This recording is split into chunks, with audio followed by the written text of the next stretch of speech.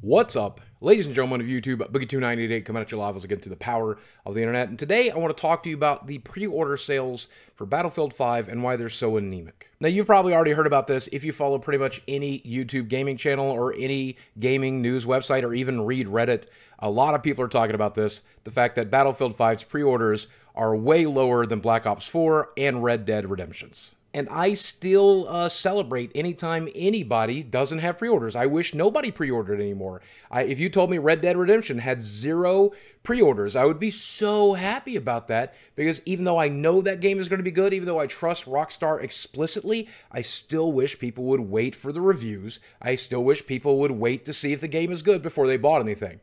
That's not the case here, but, you know, I mean, anytime a game doesn't get pre-orders, I'm going to celebrate that, of course. I'm not chastising you specifically for pre-ordering games. Occasionally, I pre-order a collector's edition, or I pre-order a game that I've got a demo of and got to play before. The problem is the way the entire industry treats pre-orders in pre-order culture, whether it's, you know, you get incentivized by separating out chunks of the game, or the fact that developers will get bonuses based on pre-orders or get fired based on pre-orders. I wish that wasn't part of the industry. It's a stupid part of the industry.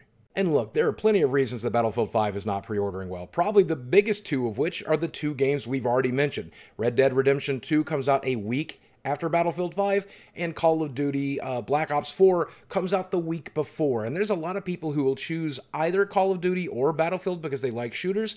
They're most likely going to choose the one that comes out the week before. That's just how that works. But of course you got the Battlefield fans, and a lot of Battlefield fans are going to be hardcore about it. They're going to pre-order the day that game got announced. And if you're one of those people, let me know in the comments section below if you've pre-ordered Battlefield 5 and why. But even a good number of Battlefield loyalists, if you check Reddit, if you check some of the forums, they're saying, I'm waiting to purchase this game. Maybe it's because all the bugs that happened in Battlefield 4 and how unplayable Battlefield 4 was when it launched. Maybe they just don't trust EA right now. Maybe they just don't trust the company. Or maybe it's one of these controversies that surrounded Battlefield 5, and we'll get into that in a second. And then there's the fact that it's being published by EA, and there's a lot of people who have no confidence in EA anymore. Now, not the stockholders, because they're still expecting EA to fleece everybody with their sports games and to make a few $1 billion this year from microtransactions, but the consumer right now really is just frustrated after that whole fiasco last year with loot boxes and everything else. The entire gaming industry is just kind of upset. And so if there's an alternative game to play, to Battlefield, a lot of casual players are going to choose that instead. But if you watch a lot of these YouTube videos and you read a lot of these articles, a lot of people point to one particular controversy, and that has to do with women being in Battlefield 5. And there's a lot to say about that, so I really want to unpack it here. So one of the controversies involved female characters being playable in the multiplayer for Battlefield 5. Now, the controversy here is the fact that women were not very commonly seen on the battlefield of World War II. Now, they certainly were, if you know your history at all, and there's been a lot of examples pointed out. I'm not going to bring them up here in this video, but if you want to search, there's plenty of women who did fight during World War II. But a good number of players felt that it shouldn't be commonplace in the game, that it shouldn't be, you know, 50-50 split between male and female characters in the multiplayer. It's not something you would expect to see. And this resulted in one of the developers over there at DICE, the general manager, Oskar Gabrielsson, to basically tell players to just get over it if you don't like it. And I find that to be fairly antagonistic, and so did a good number of the players who normally would purchase Battlefield. Now, in my personal opinion, there's a much better way to do that. I think you shouldn't be telling people to get over anything. I don't think you should be antagonizing your players at all. I think you should be inviting your players to try your game, to play your game, say that it's not a big deal, say that you might enjoy the story that we're telling, you may enjoy this aspect of the game. We hope that you give the game a fair chance. I think that's a much better way to treat your customer base. DICE doesn't agree. Look, there's plenty of people out there who are not the target of that kind of language when they're being told to just get over it, because most of us don't really care whether or not this game is historically accurate, whether or not females are playable in the multiplayer. Why would we care? But empathy does allow us to care about the gamers who are being targeted about that, who do care about historical accuracy, and who do not want to be attacked or antagonized by developers of a game that they are fans of. That kind of thing puts people like me off of purchasing your game. Politicizing your game can put people off of purchasing your game. Making this a political statement rather than just a video game turns a lot of people off, and that's just the facts of it. And then, of course, there's this trailer, and I chose this particular screenshot because I think it personifies the problem. No, not because the character is female, but having to do more with, like, the prosthetic and the way that she uses the prosthetic in this trailer. It just comes across as it's not very good. And if you take a look at this reveal trailer, you'll see it's one of the most disliked videos on all of YouTube with 448,000 dislikes across 12 million views. It has more dislikes than likes, and that's fairly uncommon on YouTube, especially for a big franchise like this. And sure, there are people who did not like the female being in that game, and more people who didn't like the fact that she had a robotic arm, or that there were soldiers fighting with katanas, or just the fact that this was an overall weak trailer. But this had a lot of people heavily disliking this game.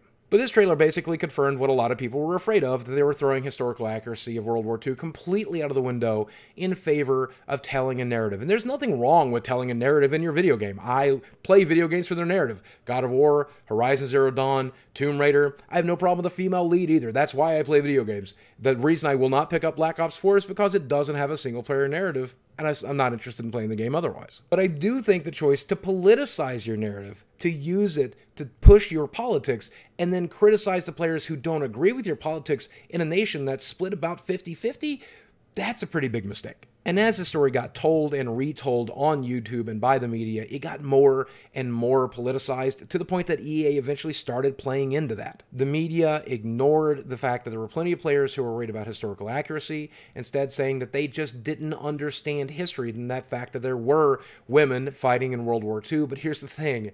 That's not what that trailer represented. That certainly did not represent the historical accuracy of the actual women who actually fought during World War II. I doubt very few of them had robotic arms. And all of this came to a head when Patrick Soderlund said that people lashing out against women in the new Battlefield trailer are just uneducated people, and that either you accept that there are women in the game or don't buy the game. So it is a surprise that this would play a role in some people not buying the game. For years, the media, YouTubers, everyone has been saying, vote with your wallet. Let your money and your credit card and your pre-order and your purchase be your voice. And now people seem to be doing that, and now everybody's lost their mind because people are actually listening. Weird. And yes, there's a lot of different factors into why this game would not be selling very well. Being published by EA, the stiff competition, the history of the Battlefield series, all of that's going to play a role, absolutely. But I think it's foolish to disregard the fact that this game has been politicized, to disregard the fact that there have been developers of this game and publishers of this game telling you not to buy the game if you don't like the fact that this game has been politicized. I mean, come on. How is that ever a good strategy, to tell people not to buy your product? People won't. And of course, I do understand the sentiment of, I don't care if misogynists play my game or not. In fact, I'd rather they didn't. But here's the thing. I would be in the business of creating allies, not creating enemies. I would want to create a game that was inviting to even the most misogynistic person, that would get them to play your game, that has a strong female lead that they can empathize and sympathize with. Tomb Raider, Horizon Zero Dawn. Do these games ring a bell? Because they do a really good job of that. They also happen to be two of the best-selling franchises of the last 5 years. Interesting. And what spawned all this resurgence about this talk about Battlefield 5 is the fact that Patrick Soderlund is now leaving EA/DICE simply for whatever reasons, but he's leaving just before Battlefield 5 comes out. And considering he's been the face of Battlefield for quite some time, yeah, you can connect the dots there pretty easy. So to clarify my statement here, there's a lot of different reasons that Battlefield 5 may fail, and this is certainly one of them, and I think you should not disregard it. Antagonizing your player base, even if it's a small portion of your player base, is never a good decision. Likewise, politicizing your game might very well split your piece of media in half, and it's very, very important to treat the people who may not disagree with your politics that will be in that game with respect, with kindness, with love and empathy, or know that you might lose about half your cells in the process. But more importantly, you should never attack part of your player base, even if it's a small part of your player base, because they can often be very, very vocal and can affect people who would never even hear about these controversies, never even hear about this stuff, knowing that the media is going to pick this up and put a spin on it and take over your marketing and make it the marketing for your game, even if that wasn't your intention. It's a really bad decision. Just don't do that. Never tell your players don't buy the game, because you'll be surprised. A lot of them won't. I will always recommend the strategy of boiling the frog, doing this subtly and kindly and sweetly with love and empathy and sympathy, especially for the people you disagree with, especially for the people who don't agree with you. If you want them to ever see eye to eye with you, to ever have a chance of winning those people over, you have to treat them like, I don't know, people. But if there's anything in this video you can agree with, I do believe everything surrounding Battlefield 5 has been a comedy of errors, and it has been amazing to watch. And I'm curious if this will be another Titanfall 2 that was just poorly marketed and is an otherwise very good game and should have been bought, but wasn't because of stupid decisions made by the publisher, and in this case, the developer. I'm curious as to what you think. Let me know in the comments section below. I know this is going to be a very hot video. I know it's going to be very controversial. I know a lot of people are not going to agree with what I have to say here, but you often tell me I should pick an opinion and stick with it. And this is that. And that opinion, very simple. Don't treat your customers like crap. We don't like it.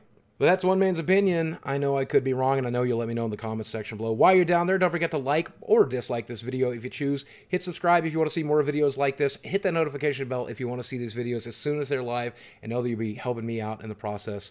Follow me on social media, or do whatever it is you can do to support this channel. But for now, just thanks for watching. I love you very much, and I'll speak with you again soon. Francis, what do you think about all this stuff anyway?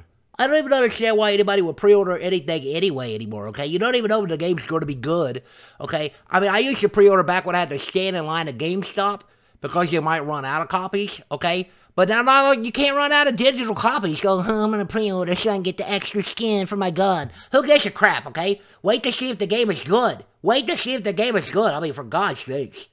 Who cares if it's got women in it? I like women. They're pretty. Call me.